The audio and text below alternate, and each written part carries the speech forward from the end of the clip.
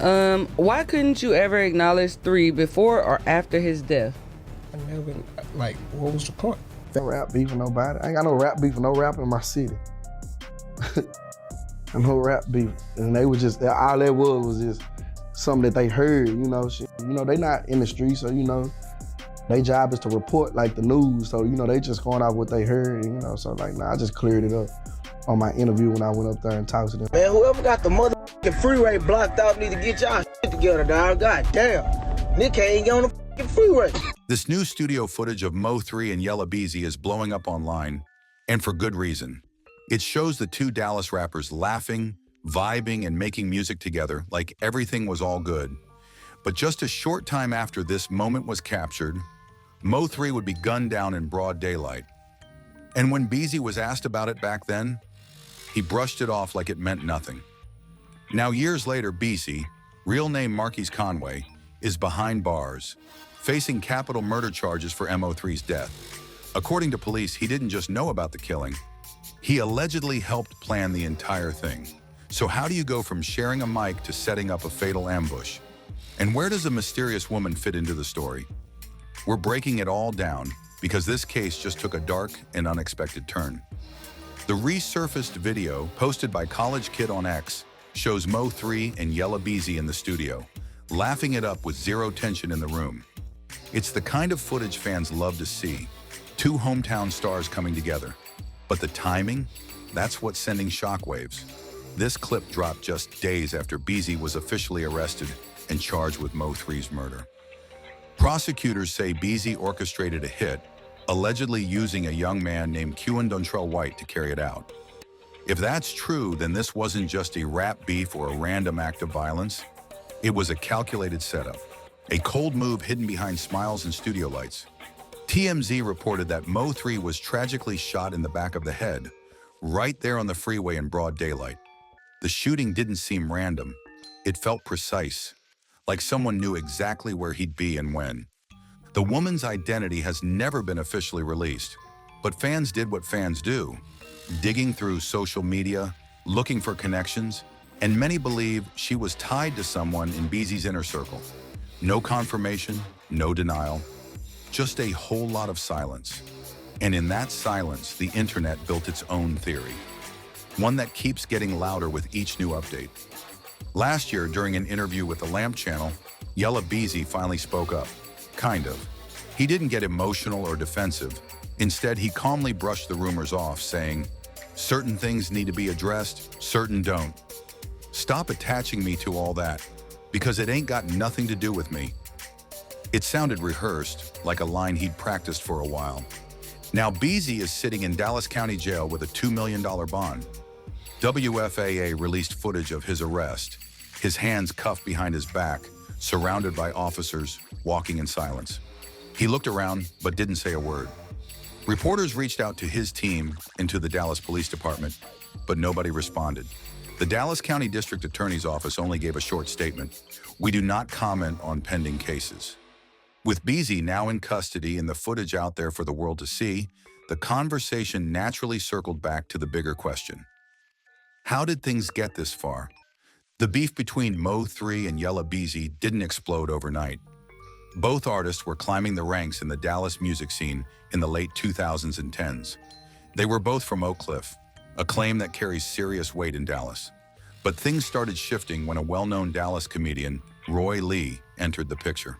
He was close with MO3 and never shy about speaking his mind.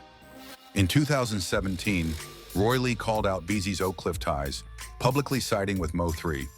That move immediately raised the stakes. Then things took a dark turn. On September 25, 2018, Roy Lee was shot in a North Dallas parking lot. He survived for a few weeks, but on October 13, he passed away due to a blood clot caused by the injury.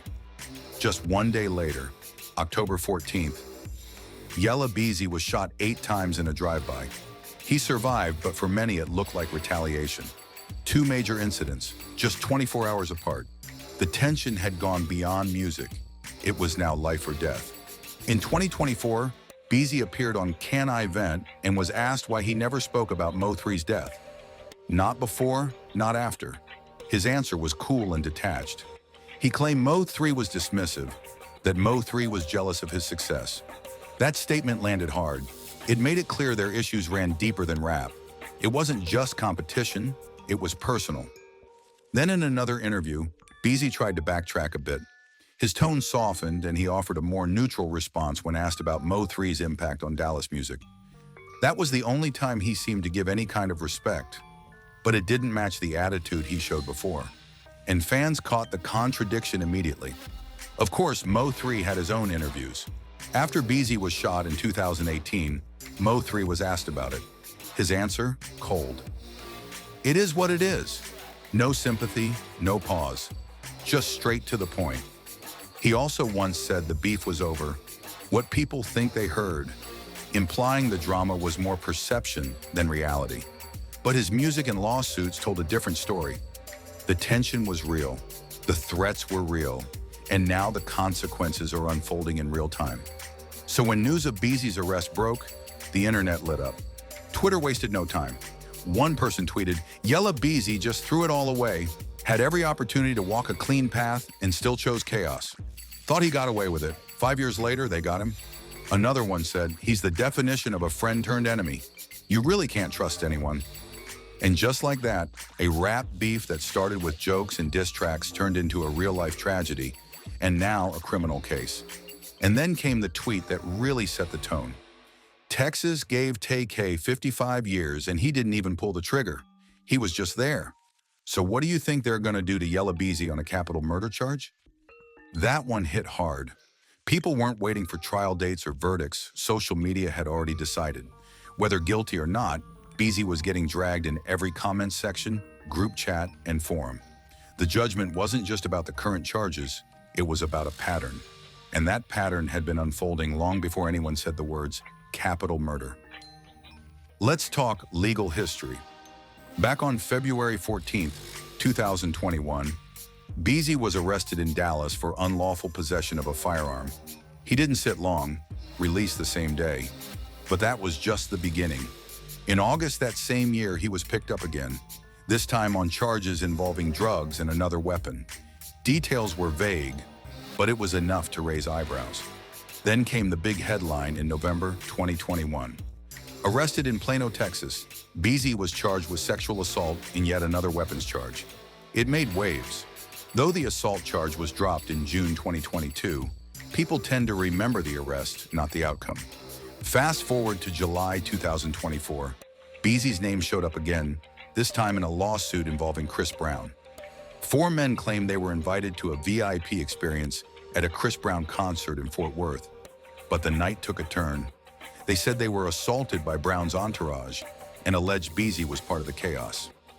Beezy's lawyer responded quickly, telling the Shade Room that he had no involvement, no contact with the plaintiffs, and no idea why he was being named.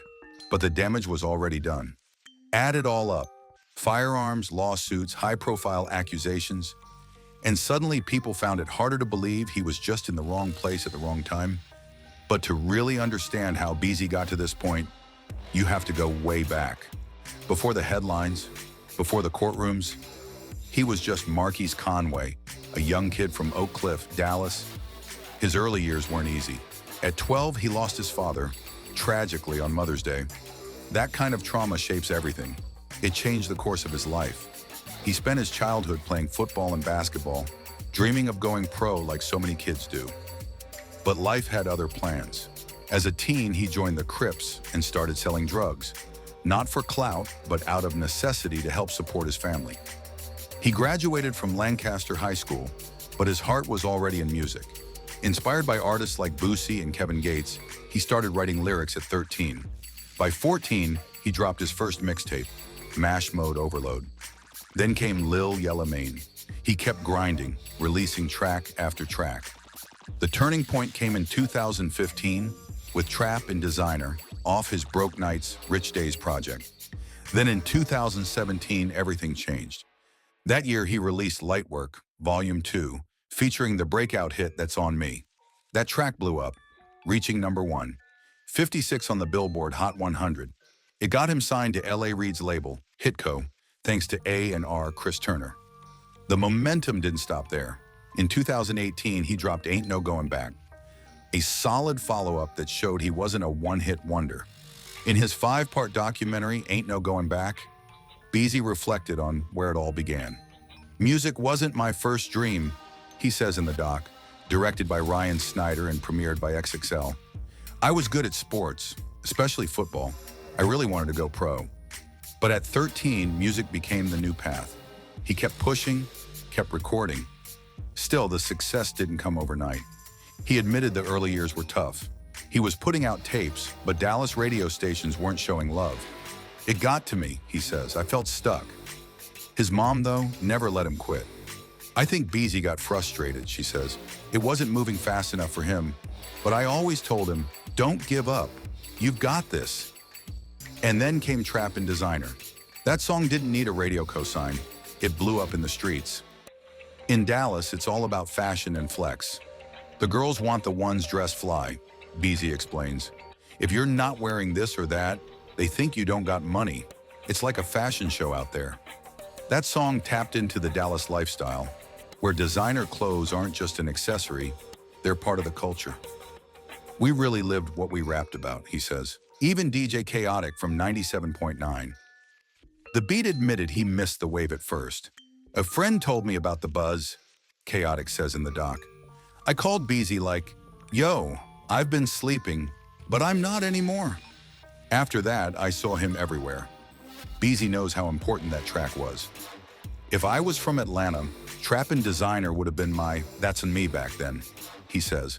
If I'd come from a different market, that record would have taken me even further. But being from Dallas, I had to work twice as hard just to get noticed. And he did. For a while, Beezy was Dallas' golden child. But now, with all that history and success in the rear view, he's facing the darkest chapter yet. The question is no longer just about where he came from. It's about what happens next.